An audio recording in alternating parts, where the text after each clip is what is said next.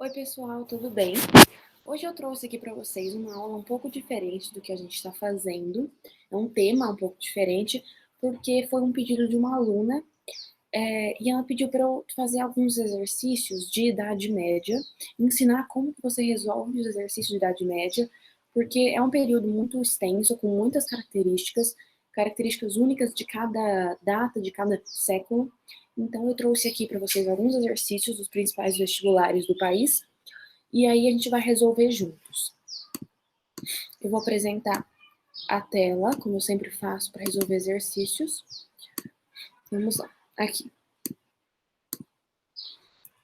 Bom, FUVEST. As feiras na Idade Média constituíram-se. Então aqui ele está falando das feiras medievais, certo? Do comércio na Idade Média. Vamos lá. Letra A. Instrumentos de comércio local das cidades para o abastecimento cotidiano dos seus habitantes. Não. O que está errado nessa frase? Comércio local das cidades. Porque essa frase ela torna as feiras da Idade Média uma coisa local, uma coisa pequena, uma coisa que abastecia somente algumas cidades.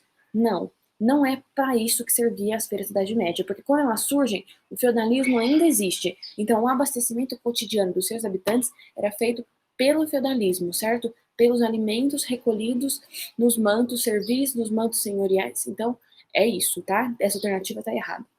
Alternativa B. Áreas exclusivas de câmbio das diversas moedas europeias. Não, as feiras não eram áreas de câmbio de moedas, certo? Eram câmbios de produtos, não de moedas. Então, não. C. Locais de comércio de amplitude continental que dinamizaram a economia da época. Sim. Se a gente pensar, as principais feiras da Idade Média, Flandres e Champagne, eram locais de comércio de amplitude continental? Sim, porque elas serviam o continente europeu inteiro, certo? Todo mundo, vamos supor, Flandres fica ali na região e Champagne fica ali na região do que hoje seria a França, mais ou menos. Então, vamos supor, as pessoas de Portugal saíram da sua terra e iam até essa região da França. Então, era uma região, e não só essa estou falando da principal, mas as feiras como um todo, que serviam o continente europeu inteiro, certo? Bom, então é a letra C. Vamos ver porque as outras estão erradas. Locais fixos de comercialização de produção dos feudos. Locais fixos não eram fixos. Elas poderiam variar conforme o ano, conforme a época. Instituições carolíngias. Vamos para instituições carolíngias. Se a gente pensar, o Império Carolíngio é lá no começo, é na Alta Idade Média, certo? E aqui ele está falando do renascimento comercial urbano, que é na Baixa Idade Média. Então não tem nada a ver uma coisa com a outra. VUNESP. A partir do século XIII, em algumas regiões europeias, nas cidades em crescimento, comerciantes, artesãos e bispos aliaram-se para a construção de catedrais com grandes pórticos, vitrais e rosáceas, produzindo uma poética da luz, abóbadas e torres elevadas, que dominavam os demais edifícios urbanos. O estilo da arte da época é denominado. Bom, então aqui a gente está falando de arte. Vamos lá.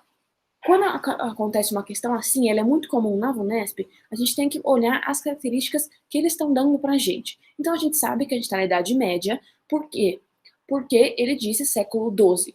Além disso, ele disse século XII, o que já tem que vir na minha cabeça? Baixa Idade Média, certo? Alta Idade Média, primeiro período ali do século V, alguns autores falam século XI, outros falam XII, mas é isso que tem que saber. E depois, Baixa Idade Média, que é o final da Idade Média, certo? Do século XI ou XII, tanto faz. Não tanto faz, mas enfim, depende do autor. Do século XI ou XII até o final, que é no século XV, certo? Quando cai Constantinopla ou quando começam as grandes navegações. Bom, então eu tô na Idade Média. E eu tô na Baixa Idade Média. Quais são os principais estilos que estão ali presentes na Idade Média? Bom, eu tenho o bizantino no começo. Depois, o que eu tenho na Alta Idade Média? O românico, certo? Mas aqui eu não tô na Alta Idade Média. Então, eu já tirei o bizantino, porque o bizantino é na alta. Eu já tirei o românico, porque o românico é na alta. Renascentista é mais pra frente. Renascentista é no século XV, no século XVI. Então, é mais pra frente.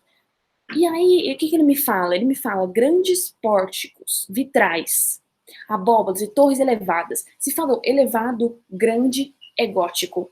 Uma igreja gótica, a igreja da Catedral de Milão, na Itália. A Notre Dame é gótica, certo? Então, o que é gótico? Aquelas igrejas pontudas, com grandes vitrais.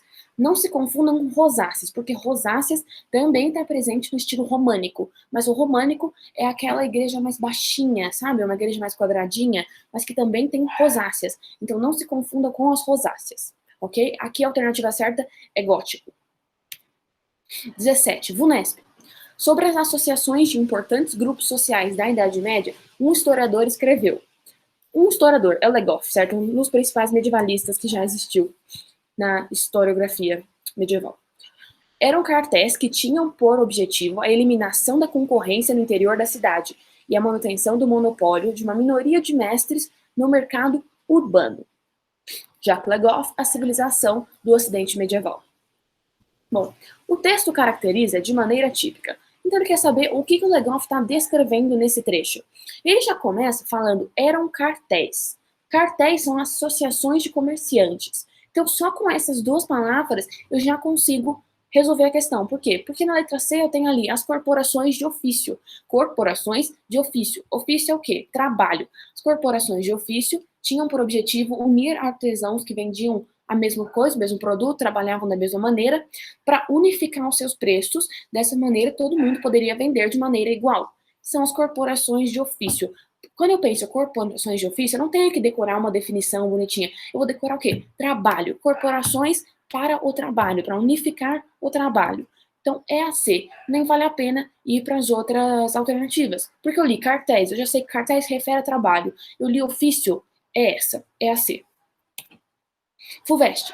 Do grande cisma sofrido pelo cristianismo no século XI, resultou. Bom, o que é o grande cisma? O grande cisma é o cisma do Oriente. O que é? Porque se a gente lembrar, a gente tem o cisma do Ocidente também, então a gente não pode confundir esses dois. Tem a questão que coloca isso. Bom, o grande cisma é o primeiro cisma, é o cisma do Oriente. Depois, o cisma do Ocidente é mais para frente, certo? Na cronologia. Então, vamos lá. O grande cisma é o cisma que divide a igreja em católica romana e ortodoxa grega, certo? Sendo a primeira com sede em Roma e a segunda em Constantinopla. Então ele vai dividir a igreja, que até agora era uma só, aquela surgida lá no Império Romano, em duas. Basicamente, a ortodoxa grega é a que fica na parte do Império Bizantino, porque se a gente pensar, a gente tem o Império Romano. Aqui a gente não está no Império Romano, tá? Eu só estou retomando para vocês verem da onde surge essa concepção que possibilitou no século XI o grande cisma. Bom, eu tenho o Império Romano. Depois a gente vai dividir o Império Romano em dois. Império Romano do Ocidente, Império Romano do Oriente. O Império Romano do Ocidente cai, certo? Sobra só o do Oriente, que é o Oriente que vai ficar até 1453, quando acaba a Idade Média. Então, esse do Oriente, que é o Império Bizantino, é só mudar de nome, tá? Império Romano do Oriente, Império Bizantino. É esse que vai ser a Igreja Ortodoxa Grega, tá? Essa questão do FUVEST é bem simples, ela é bem conceitual, ela só quer saber, você sabe o que é o grande cisma, o cisma do Oriente, você sabe? Porque se você já for para a alternativa D, tá escrito bem claro ali. Não tem nada confundindo você, não tem nada que possa te confundir. Porque a alternativa A, estabelecimento de tribunais e aquisição, não. Reforma protestante, não. Heresia, não. Querela das investiduras, também não. Certo? É a divisão da igreja. Você tem que saber, o grande cisma, que é o cisma do Oriente e o cisma do Ocidente, você tem que saber as duas definições, é muito importante. O cisma do Ocidente é depois uma divisão que a gente vai ver na própria igreja do Ocidente, certo? Por isso que ele chama cisma do Ocidente, é uma divisão entre a igreja, mas isso a gente vai ver mais pra frente. O que a gente tem que saber aqui é uma coisa bem conceitual. Quando vocês forem resolver exercício de Idade Média, você tem que guardar uma palavra que vai te ajudar a lembrar o conceito depois. Você não tem que decorar, o cisma do Oriente foi um cisma. Não, você vai decorar assim, grande cisma, cisma do Oriente, divide a igreja católica em duas, acabou, é isso que você vai guardar. Você não vai ficar decorando definição de 5 linhas, porque na hora você não vai lembrar. Você também não tem tempo. Então, é isso que você vai decorar, 2 palavras, acabou. É isso. FUVEST. FUVEST de novo. Aqui a gente tem um texto da Divina Comédia. Vamos ler. Se volveres a lembrança ao Gênese, entenderás que o homem retira da natureza o seu sustento e a sua felicidade. O usurário, guarda essa palavra, ao contrário, nega a ambas, desprezando a natureza e o modo de vida que ela ensina, pois outros são no mundo seus ideais. Ok. Essa passagem do poeta florentino exprime. Bom, essa questão teve um índice de erro muito grande. Talvez porque seja um pouco confuso o trecho, Vamos ver. Bom, a principal palavra desse trecho inteiro é usurário, certo? A usura é uma heresia condenada pela igreja. O que é a usura?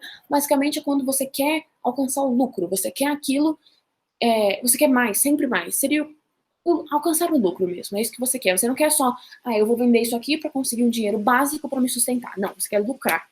É isso. Essa é uma heresia condenada pela igreja da Idade Média. Bom, vamos ver. Uma visão já moderna da natureza, que aqui aparece sobreposta aos interesses do homem. Não. Não é uma visão moderna da natureza. Primeiro que, se você lembrar, bom, Dante escreveu a Divina Comédia no século XIV. Isso não é uma informação que todo mundo sabe, mas se você souber, você sabe que a gente não está numa visão moderna. B. Um ponto de vista já ultrapassado no seu tempo, posto que a usura era uma prática comum e não mais proibida. Não. Se a gente pensar no renascimento comercial urbano, é ali que a usura vai ser condenada. Por quê? Porque quando começam os primeiros comércios, os primeiros comerciantes, que é aí que quando vai começar o lucro, a busca pelo lucro, é aí que a igreja vai começar a condenar a usura. Então não é uma visão ultrapassada, é uma visão atual ao poeta. Uma nostalgia pela antiguidade greco-romana, onde a prática da usura era severamente coibida. Não, na antiguidade greco-romana, a prática da usura não era coibida, porque se a gente pensar antes da chegada, se a gente pode dizer assim, da Igreja Católica, por exemplo, no Império Romano, ninguém coibia a usura, certo? Não era pecado você buscar um lucro. Então, não. Uma concepção dominante na Baixa Idade Média de condenação à prática da usura por ser contrária ao espírito cristão. Sim. Como que eu ia resolver essa questão se eu nunca li a Divina Comédia, não sei que ela foi no século XIV? Eu vou ali, usurário, eu tenho que interpretar esse texto. Ele está falando mal daquele que busca a usura, aquele que comete a usura. Ele está falando mal do usurário, desprezando a natureza e o modo de vida que ela ensina. Ele não está fazendo uma nostalgia, ele não está tendo uma concepção nova, uma concepção moderna. Ele está falando mal. Por quê? Porque a usura era condenada pela igreja. Então é assim que eu vou resolver essa questão. Não vai ser decorando usura, 2 pontos, heresia, 2 pontos. Não, eu não vou fazer isso. Eu vou fazer uma analogia, uma lógica. Eu vou seguir uma lógica, entendeu? Sei que a Divina Comédia é medieval. Sei que na Idade Média a usura era condenada. É a D. É assim que você vai resolver essa questão na FUVEST. Ela era um pouco mais trabalhosa, mas mesmo assim não é impossível de resolver. VUNESP. Na sociedade feudal, o vínculo humano característico foi o elo entre subordinado e chefe mais próximo. De escalão em escalão, os nós assim formados uniam, tal como se tratasse de cadeias infinitamente ramificadas, os menores e os maiores. A própria terra só parecia ser uma riqueza tão preciosa por permitir obter homens, remunerando-os. Um trecho da Sociedade Feudal, no Mark Bloch. O texto descreve o que o Mark Bloch está falando para a gente aqui? Primeira linha, vínculo humano, característico da Idade Média. O que eu vou pensar aí? Qual era o vínculo que existia na Idade Média? O principal vínculo do feudalismo? Suzerania e vassalagem, certo? Um acordo entre nobres, um suzerano, outro o vassalo. É isso que ele está falando. Eu preciso saber a definição de suzerania e vassalagem? Não. Eu só vou guardar que era um vínculo humano característico da sociedade feudal. Só isso. E eu resolvo a questão da VUNESP. O texto descreve a hierarquia eclesiástica, ninguém está falando da igreja. Não. Relação de tipo comunitário dos camponeses? Não. Não tinha nenhum vínculo entre os camponeses. Camponês melhor, camponês maior. Não, era todo mundo servo igual.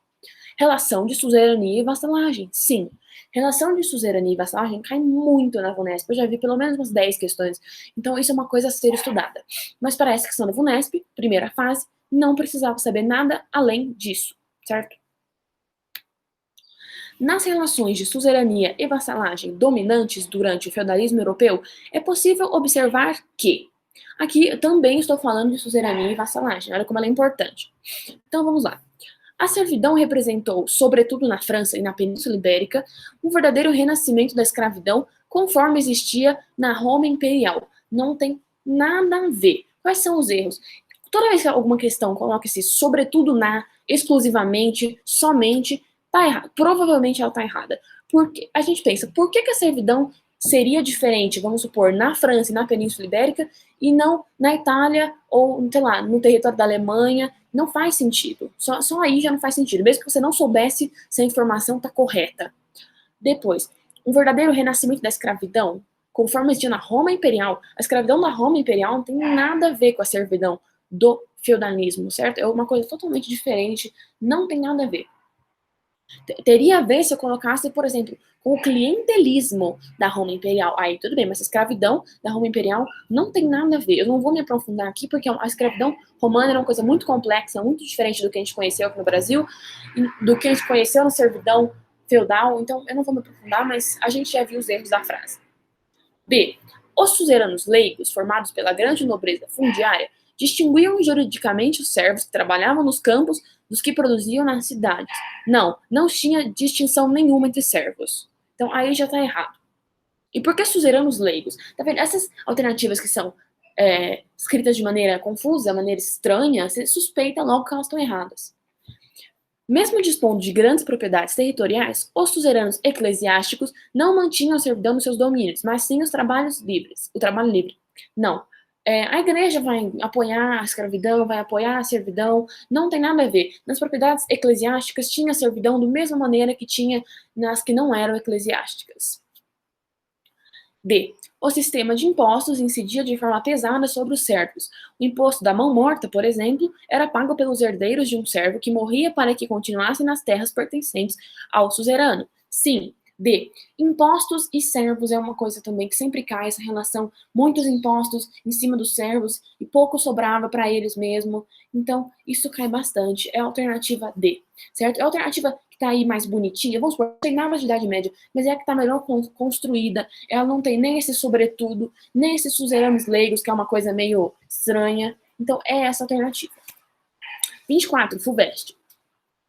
Os movimentos fundamentalistas, que tudo querem subordinar à lei islâmica, Sharia, são hoje muito ativos em vários países da África, do Oriente Médio e da Ásia.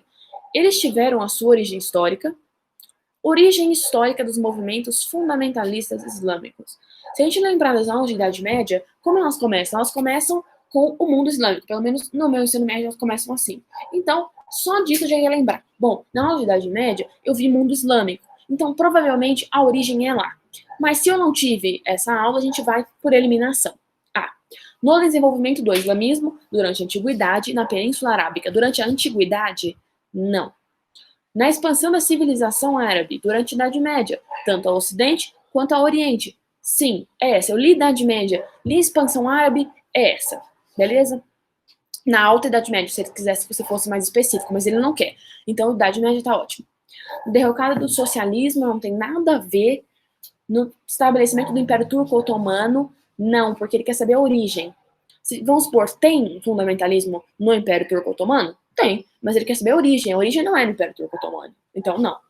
Na ocupação do mundo árabe pelos europeus, no século XIX, não. É bem antes, é no século VIII, no século VII, que começa a expansão e os movimentos fundamentalistas islâmicos. Pessoal, acabaram os exercícios. Eu espero que tenha ficado bem claro para vocês.